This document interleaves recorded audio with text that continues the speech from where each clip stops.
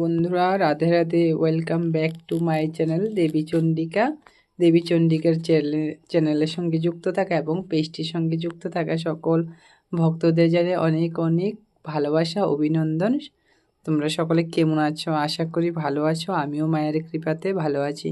তো এখন আমি মাকে সিঙ্গার করাবো। যারা আমার পেজ বা আমার চ্যানেলের সঙ্গে যুক্ত রয়েছো তারা সকলেই জানো যে ভগবতীর প্রত্যেক শনি মঙ্গলবারের দিন বিশেষ পুজো হয়।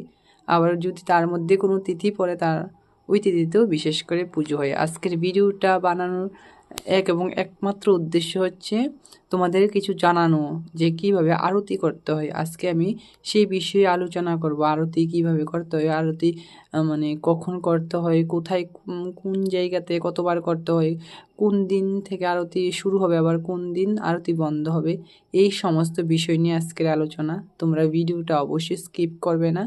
যারা যারা চ্যানেলটিতে আছো তারা সকলে কিন্তু এই লং ভিডিওগুলো দেখবে শেখার জন্য, জানার জন্য। ভগবানকে তো আমরা সকলেই পুজো করি, কিন্তু কিছু কিছু তত্ত্ব বা কিছু কিছু নিয়ম আমরা সকলে কিন্তু সময় থাকে না পড়ার জন্য, জানার জন্য। গ্রন্থ পড়ার তো আর সকলেরই সময় থাকে না, তাই না?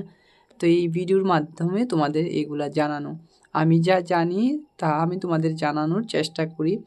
আরেকটা কথা হচ্ছে, আমি যা বলি আমি কিন্তু ভিউজ বা লাইক কমেন্ট পাওয়ার জন্য নয়, আমি শুদ্ধ নিয়ম যেটা সেটা বলার চেষ্টা করি। কারণ আমিও ভগবতীর ভক্ত, আমিও ভগবতীকে ভালোবাসি। আমি চাই যারা যারা ভগবানকে পুজো করছো শুদ্ধ নিয়মিত যাতে নিয়ম নিষ্ঠাভাবে পুজো করতে পারো, আমি সেটাই চাই। তার জন্য তোমাদের সঙ্গে ভিডিওটা শেয়ার করা। তো আমি সর্বপ্রথম বলবো যে আরতি কীভাবে করতে হয়।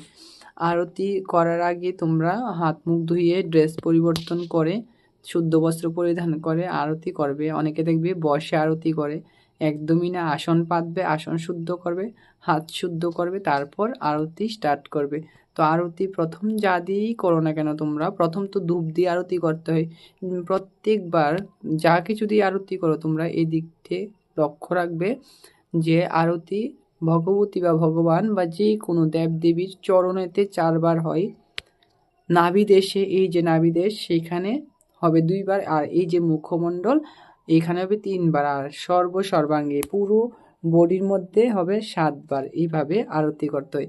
প্রথমে তোমরা ধূপ দিয়ে আরতি করবে, তারপর এক দীপ মানে একটা প্রদীপ দিয়ে সেম প্রসেসিংয়ে 4 বার, 2 বার, আর 3 বার, 7 বার এরকম করে তোমরা আরতি করবে। প্রথম ধূপ, তারপর দীপ, তারপর হচ্ছে গিয়ে তোমাদের যে পঞ্চপ্রদীপ দেখাও, পঞ্চপ্রদীপ, কর্পূর, তারপর হচ্ছে শঙ্খ, শঙ্খের পর হচ্ছে গিয়ে রুমাল, রুমালের পর ফুল, ফুলের পর হচ্ছে গিয়ে আমাদের যে তাল পাখার পর হচ্ছে গিয়ে ময়ূর পালক, ময়ূর পালকের পর হচ্ছে গিয়ে চামর। এইটা দিয়ে আরতি করতে হয়। আর সব সময় আরতি করার সময় লক্ষ্য রাখবে যাতে তোমরা যে ঘন্টাটা বাজাচ্ছ সেই ঘন্টাটা কোমরের উপর থাকতে হবে, তাহলেই শুদ্ধ আরতি করছো আর আরতি ভগবান বা ভগবতী গ্রহণ করবে। আর প্রত্যেকবার আরতি করার পর, যেমন ধরো তুমি ধূপ দিয়ে আরতি করলে, ধূপের আরতি শেষ, তারপর হাতটা ধুয়ে তারপর দীপের আরতি স্টার্ট করবে। আর যখন ভক্তদের তুমি আরতিটা দেখিয়ে নেবে তখন আর ভগবতীকে দেখাবে না, কারণ এটা ভক্তদের এঁটো হয়ে যায়, সেটা ভগবতীকে পুনরায় দেখানো যায় না। ভগবতীকে আরতি করার পর তারপর ভক্তকে দেখাবে, ভক্তকে দেখানোর পর আর ভগবতীকে দেখাবে না। তো এইভাবে তোমরা আরতি করবে। আর আরতির টাইম হচ্ছে গিয়ে সন্ধ্যা 7টা থেকে 9টার মধ্যে আরতি সমাপ্ত করতে হয়। 7টা থেকে আরতি 8টা পর্যন্ত হয়, কেউ 8:30 পর্যন্ত করে, কেউ আবার 8টা থেকে 9টা, 9টা পর্যন্ত লাস্ট টাইম। আর আরতি করার সময় কিন্তু ভগবতীকে শীতল ভোগ দেওয়া হয় না, আরতির পর ভোগ নিবেদন করতে হয়। সবসময় এই বিষয়ে এই দিকে লক্ষ্য রাখবে, আরতির পর শীতল ভোগ তোমরা নিবেদন করবে। তারপর ভগবতীর বিশ্রাম দেওয়া হয় বা ভগবানের বিশ্রাম দেওয়া হয়। এইভাবে আরতি করতে হয়। আর আরতি শুরু তো বৈশাখ মাস থেকে তোমরা শিবরাত্রি থেকে আরতিটা কিন্তু শুরু হয়। আবার যখন রাস পূর্ণিমা আসবে, রাস পূর্ণির দিন আরতি বন্ধ হয়ে যায়। এই সময় ঠান্ডা থাকে, তার জন্য ওই যে ময়ূর পালক, চামর এইসব দিয়ে আরতি করতে পারবে না, কিন্তু ধূপ দ্বীপ ইত্যাদি দিয়ে তোমরা আরতি করতে পারবে। আশা করি তোমরা বুঝেছো আরতি কীভাবে করতে হবে, আরতি কখন শুরু হয়, বা আরতি কোন কোন সময় করা যায়, কোন কোন সময় করা যায় না। 9টার পর কিন্তু আর আরতি হয় না। আর এদিকে লক্ষ্য রাখবে রাস পূর্ণির দিন থেকে কিন্তু আরতি বন্ধ হয়ে যাবে। এখন কিন্তু আরতি বন্ধ রয়েছে, আরতি শিবরাত্রির দিন থেকে আবার শুরু হবে পুনরায়। শিবরাত্রির দিন থেকে আবার পূর্ণাঙ্গ আরতি হবে, সেই দিকে তোমরা লক্ষ্য রাখবে। সকালে যে আমরা মঙ্গল আরতি করি সেই সময় ভগবতী বা ভগবানকে পূর্ণাঙ্গ আরতি সব কিছু দিয়ে আরতি করা হয়। তারপর যখন আবার দুপুরে স্নানাদি সেরে বাল্যভোগ দিয়ে পুজো দেওয়া হয় তখন কিন্তু অর্ধ আরতি শুধু ধূপ দিয়ে। তারপর অন্নভোগ যদি লাগে তাহলে আবার পূর্ণাঙ্গ আরতি।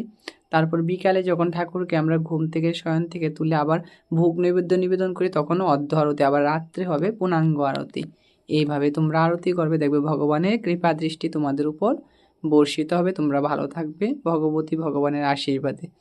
তো আজকের মতো আমি এখানেই শেষ করছি। আবার তোমাদের সঙ্গে দেখা হবে অন্য একদিন অন্য একটা ভিডিও নিয়ে। আমার ভিডিও যদি ভালো লাগে তোমরা অবশ্যই শেয়ার করবে, আর যদি তোমাদের কোনো কিছু জানার থাকে তোমরা কমেন্ট বক্সে এসে আমাকে মেসেজ করো, আমি অবশ্যই রিপ্লাই দেবো। ততক্ষণ তোমরা ভালো থেকো। রাধে রাধে, জয় নিতাই, জয় মা চণ্ডী।